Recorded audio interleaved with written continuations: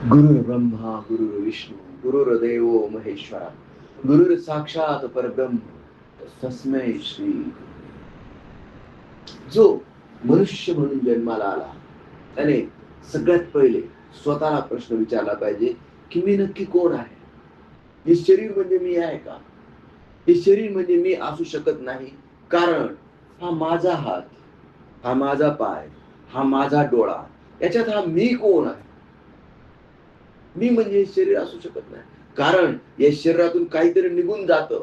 जे निघून गेलं की हे शरीर फक्त पंचमहाभूतांचा मेळा होऊन बसतं. पृथ्वी, आप, तेज, वायू आणि आकाश. मिट्टी है, मिट्टी में ही मिल जाता है. मग याच्यातलं जे चैतन्य आहे, याच्यातला जो आत्मा आहे, ते माझं खरं स्वरूप आहे. हे माझ्या विवेक बुद्धीने मला समजतं. आणि मग जर मी आत्मा असेल तर हा आत्मा आला कुठून, हा दुसरा प्रश्न आहे. हा आला कुठून? तर हा आला परम आत्म्यापासून. आत्मा आला परमात्म्यापासून. मग हा परमात्मा काय आहे? हा दया, प्रेम, भक्ती, श्रद्धा आणि आनंदाचा महासागर आहे. मग मी आधी त्याच्यातच होतो. त्या प्रकाश रहित प्रकाश हेच माझं स्वरूप होतं. आणि मग तिथून मी तिथून मी या भोग योनीत, या मनुष्य योनीत कसा आलो, हा प्रवास आपण समजून घेतला पाहिजे. मी मुक्तच होतो आणि कधी ना कधी, एक ना एक दिवस, आज नाही तर उद्या, उद्या नाही तर परवा, परवा नाही तर त्यारवा, त्यारवा नाही तर पुढच्या वर्षी, नाहीतर त्याच्या पुढच्या वर्षी, नाहीतर पुढच्या जन्मात, नाहीतर त्याच्या पुढच्या जन्मात, कधी ना कधी मी मोक्षालाच जाणार. कारण मी मोक्षाकडूनच आलेलो आहे. आणि त्याच्यामुळे मोक्षाला जाणं काही विशेष गोष्ट नाहीये. साधू संतांच्या शब्दात जर सांगायचं तर न लगे मुक्ती आणि संपदा, संत संग देई सदा. तुका म्हणे गर्भवासी, सुखे घालावे आंबासी, गुण गाईन आवडीन, हेची सर्व जोडी माझी, हेची सर्व जोडी. अरे तू मुक्तच होतास, पुन्हा मुक्तीची अपेक्षा करणं काही ग्रेट गोष्ट नाहीये. तू मोक्षाला प्राप्त होतास, तिथून तुझं पतन झालं आणि आता तुला पुन्हा मुक्त व्हायची इच्छा आहे, पुन्हा तुला मोक्षाची इच्छा आहे. मग तिथून तुझं पतन का झालं? तू परमात्मा स्वरूप होतास, तू परमात्मा होतास, तुझं रूपांतर आत्म्यामध्ये का झालं? तर याचं सरळ सरळ उत्तर आहे, जन्म घेणे लागे वासनेच्या संगे. तू परमात्मा होतास, परमात्म्याकडून तुझं पतन झालं आणि तू आत्मा झालास. आत्मा का झालास? कारण तुझ्या मनात किंवा तुझ्या तुझ्या चित्तात, तुझ्या अंतःकरणात इच्छा जागृत झाली. काय इच्छा जागृत झाली? तर सगळ्यात पहिले जी इच्छा जागृत होते ती कोणती? की मी कोण आहे? आनंदाला प्रश्न पडला की मी कोण आहे? आनंदाला जेव्हा प्रश्न पडतो, प्रकाशाला जेव्हा प्रश्न पडतो की मी कोण आहे, तर ऑटोमॅटिकली जोपर्यंत अंधार येत नाही, जोपर्यंत अंधार समजत नाही, तोपर्यंत प्रकाशाला प्रकाश काय आहे हे समजू शकत नाही. जोपर्यंत दुःख काय आहे हे समजत नाही, तोपर्यंत त्या आनंदाला मी कोण आहे हे समजू शकत नाही. आणि म्हणून म्हणून परमात्म्यापासून पतित होऊन हा आत्मा सगळ्यात पहिले काय झाला? तर दगड, माती, या पृथ्वी तलावरचे मेटल्स, मूलद्रव्य अशा स्वरूपात याचं पतन झालं. हजारो वर्ष, करोडो वर्ष, किती वर्ष ते दगड माती स्वरूपात होतं, कोण जाणे. त्या दगड मातीला कुठल्या तरी संतांचे स्पर्श झाले. त्या दगड मातीमध्ये तृण उगवलं. त्या तृणाला वाटलं की मी कोणाचं तरी भक्ष्य व्हावं, त्याला हरणाने खाऊन टाकलं. हरणाच्या विष्ठेतून दुसरं एखादं झाड उगवलं, म्हणजे तृण नंतर वृक्ष योनी, वृक्ष योनीमधून प्रगती होता होता होता प्रगती कधी होणार? चांगलं चांगलं चांगलं. वृक्ष योनी सुद्धा बघा, सफरचंदाचं झाड, तुम्ही त्याला दगड मारा तरी तुम्हाला काहीच करत नाही. ते फक्त तुम्हाला काय देतं? गोड फळं देतं. हा त्याचा चांगुलपणा आहे. आणि ह्या चांगुलपणामुळे ते पुढच्या उन्नत योनीला प्राप्त होतात. मग त्याच्या पुढची उन्नत योनी आहे जलचर. जलचर म्हणजे जलामध्ये, म्हणजे मासे. थोडक्यात माशांमध्ये ज्यांनी पुण्य केलं ते उभयचर झालेत. उभयचरांमध्ये ज्यांनी चांगलं काम केलं ते सरपटणारे जीव झालेत. सरपटणाऱ्या जीवांमध्ये ज्यांनी चांगलं काम केलं ते सस्तन झालेत. सस्तन म्हणजे ज्यांना स्तन आहेत, जे पिलांना जन्म देतात. मग त्याच्यातही कोणी हरिण झालं, कोणी गाय झालं, कोणी बैल झालं, आणि त्या योनीत राहून त्यांनी त्यांचं चांगलं काम केलं, म्हणजे ते स्वधर्माने जगलेत. गायीचा स्वधर्म काय आहे? दूध देणे. काही गायी एकदम एकदम व्यवस्थित चारा खातात, भरपूर दूध देतात. काही गायी लाथा मारतात. त्याच्यानुसार त्यांचं पुढचं कर्म, त्यांचा पुढचा जन्म ठरतो. काही बैल एकदम इमानदारीत अवताला चालतील, एकदम व्यवस्थित गाडीला जुंपले तर गाडीला चालतील, एकदम त्यांच्या शेतकऱ्याचे, त्यांच्या धन्याचे एकदम आज्ञाधारक राहतील. बघा, त्यांच्यात उन्नती झाली. आणि मग कुठे हा मनुष्य देह प्राप्त झाला. विषय समजून घ्या. एवढं सोपं नाहीये, एवढं सोपं नाहीये. एवढे सगळे जन्म फिरून आज तुम्हाला मनुष्य जन्म प्राप्त झालेला आहे. आणि मनुष्य देहाची ज्ञाने सच्चिदानंद पदवी घेणे एवढा अधिकार नारायणे कृपा दृष्टीने दिला. आणि जर आता तुम्ही जागृत झाला नाही तर पुनरपि जननम पुनरपि मरणम पुनरपि जननी जठरेशय. एक एक योनी कोटी कोटी फेरा. म्हणजे माकड झाला ना, 1 कोटी वेळा माकडच होतं. तेव्हा कुठे चांगलं माकड होतं. विषय लक्षात घ्या. तेव्हा कुठे चांगलं माकड होतं. त्याच्या हातातून एखादं सत्कर्म घडतं. वाघ झाला ना, पुनरपि जननम, पुन्हा पुन्हा वागत वागत वागत वागत त्याच्यात एखादा चांगला वाघ की ज्याने एखाद्या प्रेग्नंट हरणावर दया केली. प्रेग्नंट हरणावर दया केली. जाऊ द्या, मला भूक जरी लागलेली असली तरी मी याला सोडून देतो. मग त्या वाघाची योनी बदलली. विषय लक्षात घेतला का? आणि मग अशा पद्धतीने आपण मनुष्य झालो. आता या मनुष्यात मला सांगा, हे ज्ञान ज्यांच्यापर्यंत पोहोचलेलं आहे असे किती मनुष्य असतील? खूप कमी आहेत, खूप कमी आहेत. पूर्ण जगाचा जर विचार केला ना तर हे ज्ञान सगळ्या धर्मांमध्ये दिलेलं आहे. ईसाई धर्म, बायबलमध्ये हेच ज्ञान आहे. वाचून बघा. कुराणामध्ये सुद्धा हेच ज्ञान आहे. शब्द वेगळे आहेत, रूपक वेगवेगळे आहेत, उदाहरणं वेगवेगळे असतील, पण ज्ञान हेच आहे. कारण हे ज्ञान सनातन आहे. याला आदी नाही, याला अंत नाही. हे अपौरुषेय आहे. हे कोणी पुरुषाने निर्माण केलं नाही. वेद कोणी पुरुषाने निर्माण केलेलं नाही. आणि हे वेदाचं ज्ञान पुराणात झालं, संक्रमित झालं. पुराणातून श्रुती निर्माण झाल्यात, श्रुतींमधून उपनिषद निर्माण झालेत, उपनिषदांमधून हे ज्ञान साधू संतांनी ऋषी परंपरेतून, आणि याच एका परंपरेतून आपण हंस, ब्रह्मा, आत्री ऋषी, दत्तात्रय, नारायण महाराज, बलभीम महाराज, सखयानंदा, शांतामाई, बंडोबा महाराज, केरोबा महाराज, सच्चिदानंद स्वामीजी रंगनाथ महाराज, आणि ते ज्ञान ब्रह्ममूर्ती ज्ञानेश्वर माऊलींच्या माध्यमातून, कीर्तनाच्या माध्यमातून आपण श्रवण करतो. आणि किती लोक असं कीर्तन श्रवण करण्यासाठी उत्सुक असतात? खूपच थोडे. आणि म्हणून हे काम येड्या गबाळ्याचं नाही, येथे पाहिजे जातीचे. इथं अनेक जनता दिसते, पण हे काय हे भोग योनीतले आहेत, हे प्रवृत्ती मार्गातले आहेत. यांना निवृत्ती मार्ग अजून सापडायचा बाकी आहे.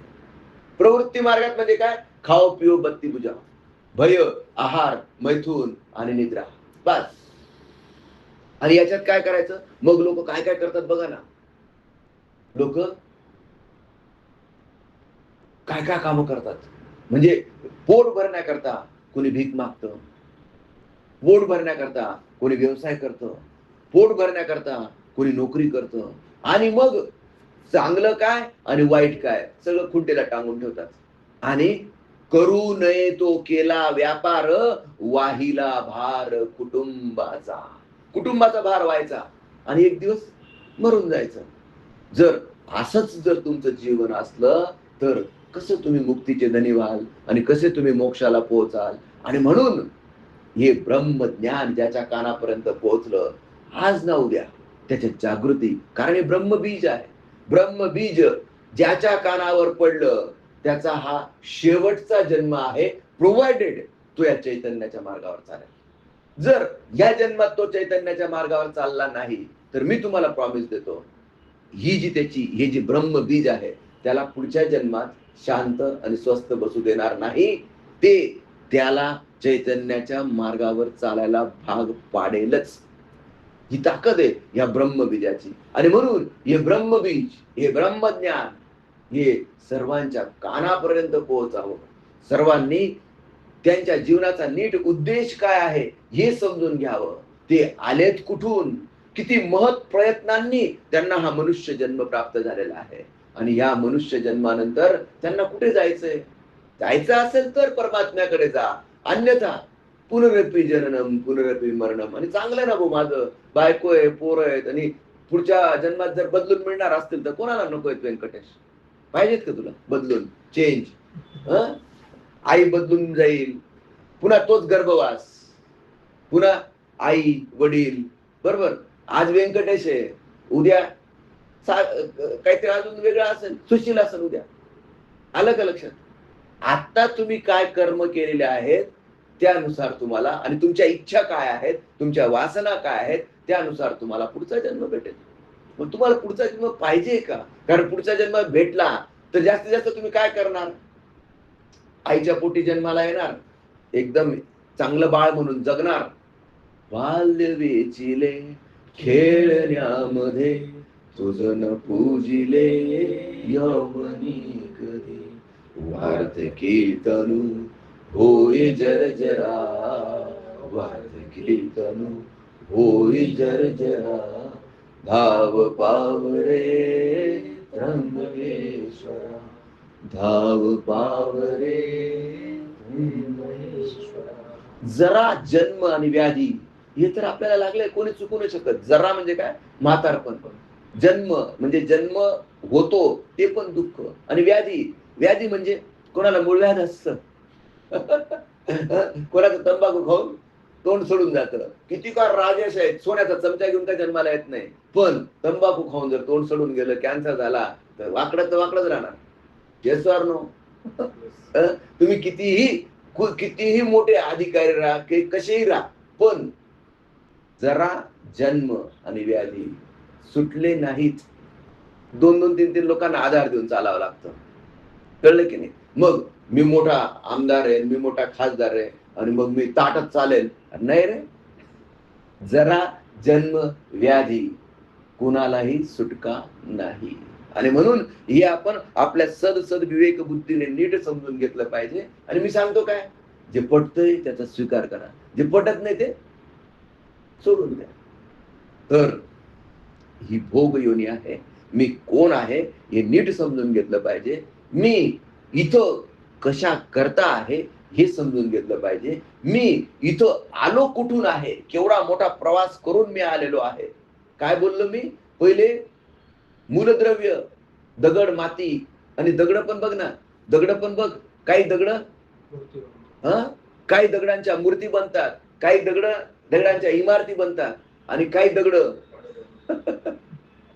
बरोबर की नाही? दगडांची सुद्धा ही व्हरायटी. आणि त्या दगडांमधून प्रगती करत करत करत आपण जलचर झालो, उभयचर झालो, टेरेस्ट्रियल ॲनिमल झालो, सस्तन झालो आणि मग या 84 लक्ष योनी फिरून आज आपल्याला या नरदेहाचा वारा लागलेला आहे. आणि म्हणून म्हणतो, आता तरी पुढे हाचे उपदेश, नका करू नाश आयुष्याचा,